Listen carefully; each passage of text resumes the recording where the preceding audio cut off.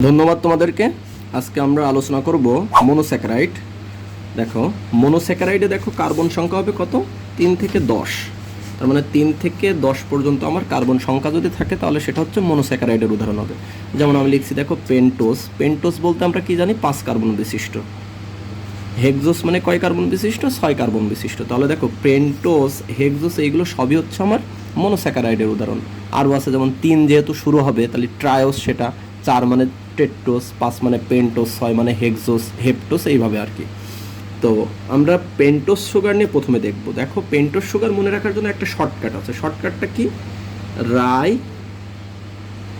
আর যাই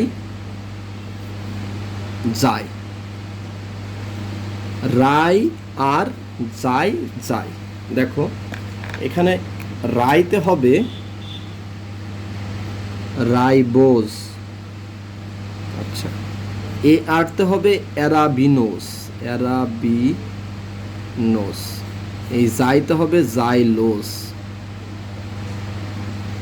আর এই যাইতে হবে জাইরুলোস, জাইরুলোস। দেখো এখানে সব কিছু লিখছি আমি কি, পেন্টোস সুগার মানে 5 কার্বন বিশিষ্ট কার্বন, 5 কার্বন বিশিষ্ট মনোস্যাকারাইড। তাহলে প্রথম মনোস্যাকারাইড কি, রাইবোস, তারপরে অ্যারাবিনোস, তারপরে জাইলোস, তারপরে জাইরুলোস। আচ্ছা এখন দেখো প্রথমে এখানে আমার আছে কি, রাইবোস আছে। তাহলে রাইবোস যেহেতু আমার পেন্টোস সুগার, তাহলে কয় কার্বন বিশিষ্ট হতে হবে, 5 কার্বন বিশিষ্ট হতে হবে। দেখো এখানে আমি লিখছি ডি রাইবোস, তার মানে রাইবোজের স্ট্রাকচার এখানে লিখছি ডি রাইবোস, অর্থাৎ ফিশার মডেল অনুসারে। ফিশার মডেল অনুসারে আমরা লিখছি স্ট্রাকচার। এখন এই ফিশার মডেল থেকে আমরা হাওয়ার্থ মডেল দেখবো, যেটা তোমরা রিং স্ট্রাকচার হিসেবে জানো। তাহলে দেখো ফিশার মডেলে ডি রাইবোস, এই ডি কথাটা কেন হলো, আমরা তো আগে জানছিলাম যে রাইবোস, এখন এখানে আমি ডি লিখছি। এখন দেখো ডি শব্দটা আসে ডেক্সট্রোরোটাটরি থেকে। ডেক্সট্রোরোটাটরি মানে কি, ডানাবর্ত, সেই জন্য আমরা ডি দিছি। এখন এই ডানাবর্ত কখন হবে আর বামাবর্ত কখন হবে? ডানাবর্ত তখনই হবে আমার শেষ কাইরাল কার্বন ও এইচ যদি ডানে থাকে, শেষ কাইরাল কার্বনে ও এইচ যদি ডানে থাকে তাহলে সেটাকে আমরা বলবো ডানাবর্ত, ডি। দেখো এখানে শেষ কাইরাল কার্বনে ও এইচ আমার ডানে আছে, সেই জন্য আমরা বলছি ডি। আর এটা কার স্ট্রাকচার, এটা রাইবোজের স্ট্রাকচার, তাহলে এটাকে আমরা বলবো কি, ডি রাইবোস। তাহলে এই ছন্দের প্রথমে কি আছে বলো, রাইবোস আছে, তারপরে কি আছে, অ্যারাবিনোস আছে, তারপরে আছে জাইলোস, তারপরে জাইরুলোজ। এখন দেখো এই রাইবোজের প্রত্যেকটা OH, এই 2 নম্বর কার্বন, 3 নম্বর কার্বন এবং 4 নম্বর কার্বনের তিনটারই OH কোথায় আছে, ডানে আছে। এখন এই রাইবোজের একটা স্ট্রাকচার তুমি যদি মনে রাখতে পারো তাহলে বাকি স্ট্রাকচারগুলো আপন আপনিই হয়ে যাবে। একটু মনে রাখতে হবে রাইবোজের স্ট্রাকচার। দেখো এই রাইবোজ থেকে আমি অ্যারাবিনোজের স্ট্রাকচার লিখবো। অ্যারাবিনোজ তোমার কত নম্বর ফর্ম, অ্যারাবিনোজ তোমার 2 নম্বর ফর্ম। তাহলে এর 2 নম্বর কার্বনের ওএইচটা তুমি যদি বামে দিয়ে দাও আর বাকি সেম স্ট্রাকচার রাখো তাহলে তুমি অ্যারাবিনোজের স্ট্রাকচার পেয়ে যাবে। তাহলে তুমি লিখতে পারো কি, CHO সি, এই যে 2 নম্বর কার্বনে ওএইচ আছে ডানে, আমি এই যে বামে দিয়ে দিলাম। আর এই পাশে তাহলে কি হবে, এইচ হবে। আর বাকি স্ট্রাকচার সেম রাখো, COH, এই পাশে এইচ, এখানে COH, এইচ, CH2OH। দেখো আমার 5 কার্বন বিশিষ্ট এটা অ্যারাবিনোজের স্ট্রাকচার হয়ে গেল। তাহলে অ্যারাবিনোজের স্ট্রাকচার রাখতে গেলে দেখো আমরা 2 নম্বর কার্বন চেঞ্জ করছি, অ্যারাবিনোজের পজিশন কত, 2 নম্বরে। এরপরে আসে দেখো জাইলুলোজ, জাইলোস। তাহলে জাইলোজের স্ট্রাকচার রাখতে গেলে কি করতে হবে, জাইলোসটা কত নম্বর ফর্মে আছে তোমার বলো তো, 3 নম্বর ফর্মে আছে। জাইলোস পেন্টোস সুগার হিসেবে 3 নম্বর ফর্মে আছে। সেই জন্য আমার এই রাইবোস থেকে এই OHটা আমি যদি বামে দিয়ে দিই আর এইচটা ডানে দিয়ে দিই তাহলে আমার জাইলোজের স্ট্রাকচার হয়ে যাবে। তাহলে স্ট্রাকচারটা কী হবে বলো তো, CHO COH, H, COH, H, COH, H, C2OH। দেখো আমি এই 3 নম্বরটা কি করছি, 3 নম্বরটা বামে দিয়ে দিছি। কোথা থেকে বলো তো, ওই মেইন যৌগ আমার ছিল রাইবোস, সেখান থেকে। এই যে আমার জাইলুলোজের স্ট্রাকচার হয়ে গেল। এরপরে আসো জাইরুলোজ, এর স্ট্রাকচার কত নম্বর ফর্মে আছে, 4 নম্বর ফর্মে আছে। তাহলে 4 নম্বর ফর্মে, তার মানে 4 নম্বর কার্বনের ওএইচটা কোথায় দিবা বলো তো, বাম সাইডে দিবা, আর এইচটা ডান সাইডে দিবা। আর সম্পূর্ণ স্ট্রাকচার রাইবোজের অনুসারে হবে, তাহলে তুমি জাইরুলোজ স্ট্রাকচার পেয়ে যাবা। তাহলে এই ছিল আমাদের পেন্টোস সুগারের সমস্ত উদাহরণ। তাহলে পেন্টোস সুগারের সমস্ত উদাহরণ, প্রথমে আছে রাইবোস, সেই জন্য সবগুলো OH ডান সাইডে, অ্যারাবিনোজ যেহেতু 2 নম্বর ফর্ম, তাহলে 2 নম্বর কার্বনে OHটা বামে দিয়ে দাও, আর বাকি স্ট্রাকচার সেম রাখো। জাইলোজের কি হয়েছে 3 নম্বর ফর্ম, তাহলে এর OHটা বামে দিয়ে দাও 3 নম্বর কার্বনের, আর বাকি সব সেম রাখো। জাইরুলোজের কি করবা 4 নম্বর ফর্ম যেহেতু, তাহলে 4 নম্বরে OHটা বামে দিতে হবে আর Hটা ডানে দিতে হবে, তাহলে তুমি জাইরুলোজ পাবা। আর এই যত স্ট্রাকচার লিখছি এটা আমরা কোন মডেল অনুসারে লিখছি, এটা আমরা লিখছি ফিশার মডেল অনুসারে। তাহলে এই সমস্ত পেন্টোজ সুগারগুলো কিসের উদাহরণ হবে? মনোস্যাকারাইডের উদাহরণ হবে। কেন বলো তো? তার কারণ তুমি জানো মনোস্যাকারাইডের স্ট্রাকচারে 3 থেকে 10টা কার্বন থাকে। তাহলে দেখো এখানে সমস্ত কার্বন আছে কিসের ভিতরে? 5 নম্বরের ভিতরে আছে। তাহলে এটা হচ্ছে আমার কিসের উদাহরণ? সব মনোস্যাকারাইডের উদাহরণ। এখন এই ফিশার মডেল থেকে আমরা জানবো কিভাবে রিং স্ট্রাকচার করতে হয় বা হাওয়ার্থ মডেলে যাওয়া যায়। ফিশার মডেল থেকে কিভাবে রিং স্ট্রাকচার বা হাওয়ার্থ মডেলে যাওয়া যায় সেটা আমরা দেখব। আচ্ছা,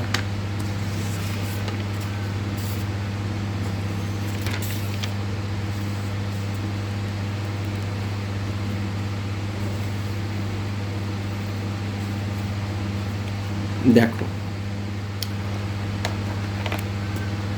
পেন্টোজ সুগারের একটা সাধারণ ফর্মুলা আছে রিং স্ট্রাকচারে। এই দেখো জেনারেল স্ট্রাকচার বলে আমি লিখছি। জেনারেল স্ট্রাকচার কত? এখানে এই যে একটা অক্সিজেন থাকতে হবে আর 5টা কার্বন বিশিষ্ট আমি এই যে একটা যৌগ দিয়ে দিছি।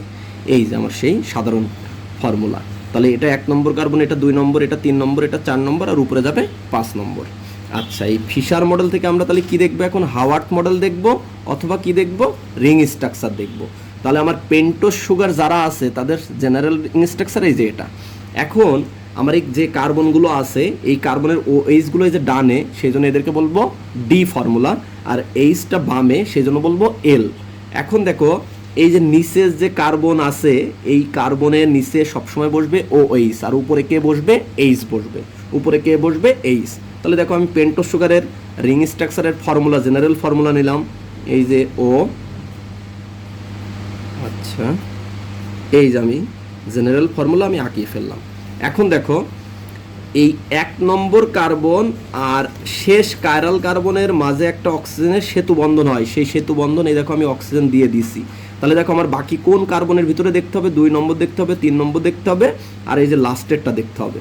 তা দেখো এটা আমার ছিল 1 নম্বর কার্বন, এটা ছিল 2 নম্বর কার্বন, এটা 3 নম্বর কার্বন, এটা 4, আর উপরে ছিল 5।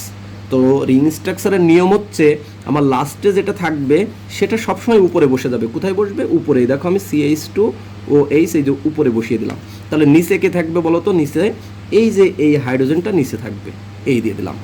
তাহলে এই 2 নম্বর কার্বনের OH-টা কোথায় আছে বলো তো? ডান সাইডে। 3 নম্বর কার্বনের OH-টা কোথায় আছে? ডান সাইডে। তাহলে 2 নম্বর কার্বনে এটা, এই 2 নম্বর কার্বনের OH-টা নিচের সাইডকে আমি বলছি ডান সাইড, আর উপর সাইডকে কি বলবো? বাম সাইড। তাহলে নিচে আছে OH বসবে আর উপরে বসবে H। 3 নম্বর কার্বনে দেখো OH-টা ডানে আছে, তাহলে ডানে বলতে আমরা কি বুঝছি? নিচের পাশে। এই যে OH-টা নিচে বসিয়ে দিলাম, উপরে তাহলে কে বসবে? হাইড্রোজেন। এখন দেখো আমার 1 নম্বর কার্বনটা আমার খালি আছে। 1 নম্বর কার্বনে আমি কোনো OH অথবা H বসাইনি। এখন আমার আলফা ডি রাইবোজ আছে আর বেটা ডি রাইবোজ আছে। আলফা ডি আর বেটা ডি রাইবোজ আছে। দেখো তুমি যদি OH-টা বামে দাও, বামে বলতে কোথায়? উপরের দিকে। আমি যদি OH-টা উপরে দিই আর নিচে যদি H দিই তাহলে তার নাম হবে বেটা ডি গ্লুকোজ। তাহলে এটার নাম হবে কি? বেটা ডি গ্লুকোজ। আবার তুমি যদি H-টা উপরে দাও 1 নম্বর কার্বনের আর OH-টা যদি নিচে দাও তাহলে তার নাম হবে কি? Alpha D glucose. তাহলে তার নাম হবে আলফা ডি গ্লুকোজ। তাহলে বিটা ডি কখন হচ্ছে আর আলফা ডি কখন হচ্ছে? দেখো বিটা ডি তখনই হবে যখন তুমি 1 নম্বর কার্বনে OH-টা উপরে দিবা। 1 নম্বর কার্বনে OH যদি উপরে থাকে তখন তার নাম হবে বিটা ডি গ্লুকোজ। আর 1 নম্বর কার্বনের OH-টা যদি এই যে নিচে থাকে তখন তার নাম হবে আলফা ডি গ্লুকোজ। তাহলে আমরা রাইবোজের কি দেখলাম বলো তো? রিং স্ট্রাকচার দেখলাম। রিং স্ট্রাকচারকে আবার তুমি বলতে পারো হাওয়ার্থ মডেল। তাহলে এই রিং স্ট্রাকচার তুমি বাসায় প্র্যাকটিস করবা। বাসায় কোনগুলো প্র্যাকটিস করবা বলো তো? বাসায় তুমি এই যে এইগুলো প্র্যাকটিস করবা। আমি তোমাকে রাইবোজ করে দিলাম, তুমি অ্যারাবিনোজ করবা, জাইলোজ করবা আর জাইরুলোজ করবা। এই 3টা তুমি প্র্যাকটিস করে ফেলবা রিং স্ট্রাকচারে। আচ্ছা, এরপরে দেখো আমরা যে টপিকস নিয়ে আলোচনা করব সেটা হচ্ছে what are the difference between ribose and deoxyribose. দেখো এই রাইবোজ আর ডিঅক্সিরাইবোজের মধ্যে পার্থক্য। এখন আসো রাইবোজের স্ট্রাকচারে দেখো প্রত্যেকটা কার্বনের ডান সাইডে OH আছে, প্রত্যেকটা কার্বনের ডান সাইডে কি আছে? OH আছে। দেখো এই রাইবোসটা কোথায় থাকে? রাইবোসটা থাকে হচ্ছে আরএনএর স্ট্রাকচারে। রাইবোস কোথায় থাকে? আরএনএর স্ট্রাকচারে। আরএনএর পূর্ণরূপ আমরা জানি রাইবো নিউক্লিক অ্যাসিড। এই রাইবো কথাটা কোথা থেকে আসে? রাইবোস সুগার থেকে আসে। আচ্ছা, আর ডিএনএ মানে আমরা কি জানি? Deoxy ribo nucleic acid, deoxy. এই ডিঅক্সি কথাটা তুমি যদি ভাঙো, ডিঅক্সি কথাটার অর্থ হচ্ছে with out oxygen, with out oxygen. দেখো তার মানে আমার এই ডিএনএর স্ট্রাকচারের এই 2 নম্বর কার্বনে কোনো অক্সিজেন থাকবে না, সেই জন্য এটাকে বলা হচ্ছে ডিঅক্সি রাইবোস। আগেরটা 2 নম্বর কার্বনে কি ছিল বলো তো? এই যে আমার অক্সিজেন ছিল, সেই জন্য এটাকে বলছিলাম শুধু রাইবোস। আর 2 নম্বর কার্বনে যখন অক্সিজেন দিচ্ছি না, তখন সেটাকে বলা হচ্ছে ডিঅক্সি। ডিঅক্সি মানে উইদাউট অক্সিজেন, তার মানে অক্সিজেন ছাড়া। সেই জন্য আমি 2 নম্বর কার্বনে কোনো OH দিইনি, শুধু H দিতে হবে। আর এই শুধু H দিয়ে আমার কোথায় থাকবে? এটা ডিএনএর স্ট্রাকচারে থাকবে। আর এখানে যদি OH থাকে তাহলে সেটা থাকবে আরএনএর স্ট্রাকচারে। তাহলে দেখো তুমি পার্থক্যের বিষয় কি লিখবা? উপাদান। তাহলে এটা কিসের উপাদান বলো তো? রাইবোসটা উপাদান আরএনএর উপাদান। আর ডিঅক্সি রাইবোসটা কিসের উপাদান? ডিএনএর উপাদান। অক্সিজেন পরমাণু, দেখো পার্থক্যের বিষয় লিখছে অক্সিজেন পরমাণু। তাহলে এখানে আমার অক্সিজেন পরমাণু কয়টা আছে বলো তো? 1টা 2টা 3টা 4টা 5টা। তাহলে আমার আরএনএতে অক্সিজেন পরমাণু কয়টা থাকবে বলো তো? 5টা। আর ডিঅক্সি তার মানে ডিঅক্সি রাইবোজে আমার কিন্তু এই 2 নম্বর কিন্তু কোনো অক্সিজেন নেই, কাজে এখানে আমার অক্সিজেন পরমাণু কয়টা হবে? 4টা হবে। দেখো গ্রুপ OH গ্রুপ মোট কয়টা আছে বলো তো? 1টা 2টা 3টা 4টা। এখানে দেখো OH গ্রুপ আছে আমার 4টা। OH গ্রুপ আছে 4টা। আর ডিঅক্সি রাইবোজে OH গ্রুপ কয়টা আছে বলো তো? 1টা 2টা 3টা। তাহলে এটার 3টা। অংশগ্রহণ, এটা কোথায় কোথায় অংশগ্রহণ করে? আরএনএটা অংশগ্রহণ করে রাইবোস, আরএনএতে অংশগ্রহণ করবে কে? রাইবোস। আর ডিঅক্সি রাইবোস কোথায় অংশগ্রহণ করবে? ডিএনএতে। তাহলে রাইবোসটা কোথায়? শর্করা তৈরিতে অংশগ্রহণ করতে পারে। আর ডিঅক্সি রাইবোসটা নিউক্লিওটাইড বা ডিএনএর স্ট্রাকচারে অংশগ্রহণ করতে পারে। এই ছিল আমাদের পার্থক্য রাইবোস আর ডিঅক্সি রাইবোসের মধ্যে। Thank you.